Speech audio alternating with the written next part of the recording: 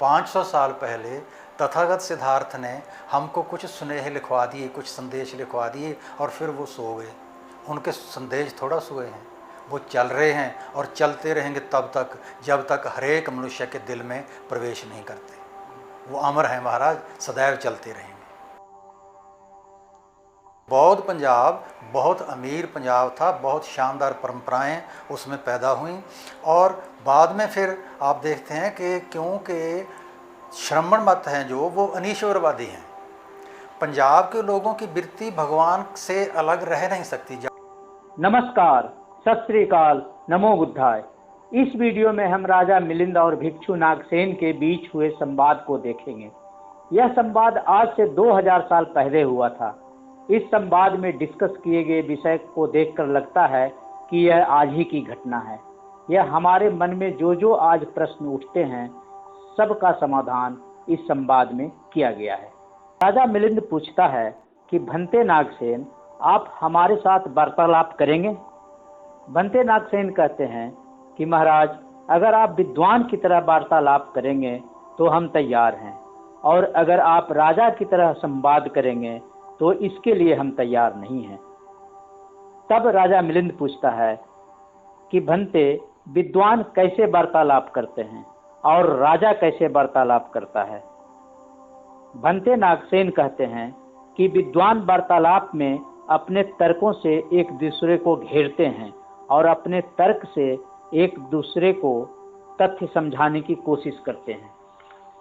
राजा वार्तालाप में चाहता है कि लोग उसके हाँ में हाँ मिलाए, और ऐसा नहीं करने पर राजा उन्हें दंडित करता है। राजा मिलिंद ने कहा कि भंते, हम विद्वानों की तरह चर्चा करना चाहेंगे। राजा मिलिंद और भिक्षु नागसेन के इस संवाद को आपके सामने प्रस्तुत करने के लिए हमने पंजाबी जगत की जानी मानी हस्ती, कथावाचक, लेखक, प्रोफेसर डॉक्टर हरपाल सिंह पन्नू को आमंत्रित किया है। तो आप सुनिए इनसे बुद्धिज्म की कहानी, एक सिख की जुबानी। तो मिलिंद प्रश्न ग्रंथ में जो पहला प्रश्न पूछा महाराजा ने वो ये कि भंते, आप जो बातें बताते हैं बहुत सी उनमें से गौतम सिद्धार्थ की, साक्य मुनि की बातें हैं। इस तरह की बातें मैंने कुछ और ग्रंथों में भी पढ़ी हैं, कुछ और महापुरुषों ने भी कही हैं। तो क्या हम ये मान लें कि जो पहले कहा हुआ था, जो सत्य प्रकट हो चुका था, वही दोबारा रिपीट किया तथागत ने, गौतम सिद्धार्थ ने? नागसेन ने कहा, ऐसा नहीं होता महाराज। 3 दिन पहले यहाँ इस पहाड़ी पर बारिश हुई थी, पानी नीचे उतरा, नालियों में बहता हुआ फिर नदी में, और नदी समुद्र में गई। आज सुबह फिर बारिश हुई थी, पानी बरसा, और वही नालियाँ थी, वही नदियाँ थीं जिनमें वो पानी गया, बहता गया। तो जो 3 दिन पहले बारिश हुई थी, उस पानी ने आज के पानी को बताया था कि मैं जिन जगहों से गुजरूंगा तू भी उस जगह से भागते आना। ये कुदरत के स्रोत हैं, और कुदरत के ये जो वाक्य हैं ये सारे महापुरुष ही कहेंगे एक तरह के ही होते हैं। सत्य एक ही होता है, अलग अलग तरीक़ों से अलग अलग ज़बानों में प्रकट किया हुआ है। फिर बादशाह ने पूछा, भंते, आप अपने शरीर को प्रेम करते हैं? महाराज, ये आपको कैसे शक हुआ? देखिए भंते, सर्दियों में आप गर्म कपड़े पहनते हैं, गर्मियों में आप छाँव में बैठते हैं, भूख लगती है खाते हैं, प्यास लगती है पीते हैं। तो इन बातों से ये साबित नहीं होता कि आप लोग अपने शरीरों को प्रेम करते हैं। नहीं महाराज, बात कुछ अलग किस्म की है। आपके शरीर के किसी अंग पर कभी ज़ख्म हुआ? कई बार भंते, मैं योद्धा हूँ, कई बार ज़ख्म हुए। महाराज, आपके हाथ पर ज़ख्म हुआ, आपने उस ज़ख्म को साफ़ किया, उस पर मलहम लगाई, पट्टी बांधी, और आप बाकी अपने शरीर के अंगों की बजाय अपने उस हाथ को ज़्यादा ध्यान से रखते थे जिस पर ज़ख्म था। तो इससे ये बात मानी जाएगी कि आप अपने ज़ख्म को प्रेम करने लगे थे? नहीं भंते, मैं अपने ज़ख्म को प्रेम नहीं करता था, मैं इसलिए इसका ध्यान रखता था ताकि मैं अपने ज़ख्म से मुक्त हो सकूं। तो महाराज, इसीलिए हम अपने शरीर का ख्याल रखते हैं, हम इससे मुक्त होना चाहते हैं। फिर बादशाह ने पूछा, मूर्खता और अक्लमंदी, बौद्धिकता, ये साथ साथ रहेंगी हमेशा के कभी अलग भी होंगी? नागसेन ने कहा, महाराज ये सगी बहनें हैं, ट्विन सिस्टर्स हैं, ना कभी अलग अलग हुई ना होंगी। ऐसा क्यों होता है बनते? महाराज, हमने गागर खरीदनी थी, ठठेरों के बाज़ार में गए, वहाँ ठठेरे अपने हथौड़ों से पिटाई कर रहे थे तांबे की चादरों की। गागरें बन रही थीं, इतना शोर था कि एक दूसरे का बोल सुनाई नहीं पड़ता था। महाराज, हमें तो गागर चाहिए थी, शोर तो चाहिए नहीं था, लेकिन शोर के बगैर गागर बनेगी नहीं। मूर्खता शोर करेगी, उसमें अक्लमंदी का, बौद्धिक का मक्खन निकलेगा।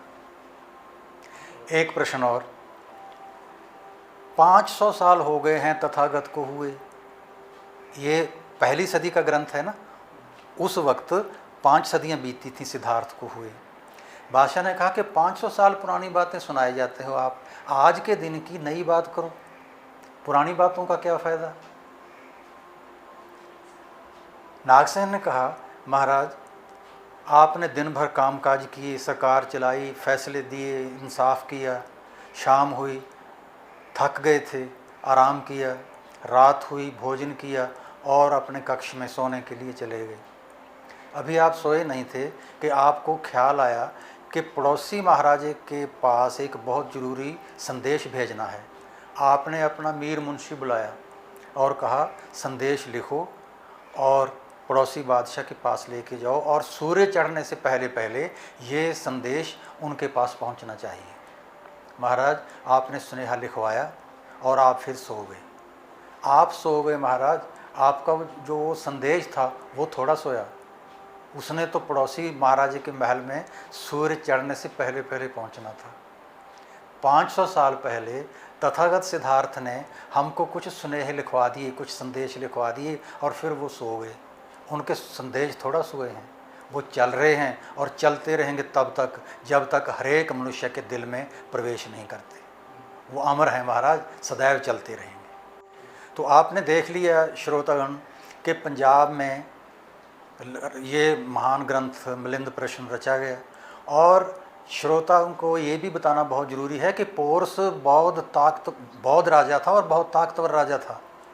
उन दिनों में सिकंदर महान तो मिथ बन गया था जहान के लिए, उसके सामने तो कोई लड़ता ही नहीं था। या ईरानी लड़े थे दारा, और या पंजाब का पोरस लड़ा था। और ये बातें मत सोचा करो कि कौन जीता कौन हारा। जो पहलवान आपस में कुश्ती करेंगे, एक जीतेगा एक हारेगा, लेकिन कोई अखाड़े में तो गया। तो बौद्ध पंजाब बहुत अमीर पंजाब था, बहुत शानदार परंपराएं उसमें पैदा हुई। और बाद में फिर आप देखते हैं कि क्योंकि श्रमण मत हैं जो, वो अनीश्वरवादी हैं। पंजाब के लोगों की वृत्ति भगवान से अलग रह नहीं सकती ज़्यादा लंबा समय। उस सूरत में इनको हमेश भगवान चाहिए। पहले वैदिक मत का था, उसके बाद यहाँ गुरु साहबान आ गए। तो गुरु साहबान ने वैदिक मत भी रिप्लेस कर दिया, बौद्ध मत भी रिप्लेस कर दिया और इन लोगों के मनपसंद की एक नई परंपरा दे दी जो आज तक प्रचलित है। लेकिन अब आप देख ही चुके हैं, जो मैंने मिलिंद प्रश्न का अनुवाद किया था पंजाबी में, उसकी पहली एडिशन ख़त्म हो चुकी है, दूसरी छपेगी। तो लोगों को पढ़ने में दिलचस्पी है तो ही पढ़ते हैं। मैं कहीं जाता हूँ तो मुझसे गुरमत की साखियों के अलावा ये कहा जाता है, जी आपने बौद्ध धर्म का पाठ किया हुआ है, पढ़ा हुआ है, आप हमें बौद्ध साखियाँ सुनाएं। तो मैं सुना देता हूँ क्योंकि मुझे आती हैं। तो कहने का मतलब ये हुआ कि कोई भी परंपरा अगर अपने में अमीर निशानियां हैं, रखती है, बीज हैं उसमें ताकतवर, वो पसंद पंजाब के लोग करते रहे हैं, पीछे भी आगे भी करेंगे। और मेरी ये इच्छा है कि बौद्ध धर्म के बारे में गुरमत के साथ साथ पंजाब के लोग जानें। इसके लिए मेरे से पहले प्रोफेसर पूर्ण सिंह ने काम किया और उसके बाद सरदार कपूर सिंह ICS में। तो मैं जितना मेरी समर्थ है उतना करूँगा।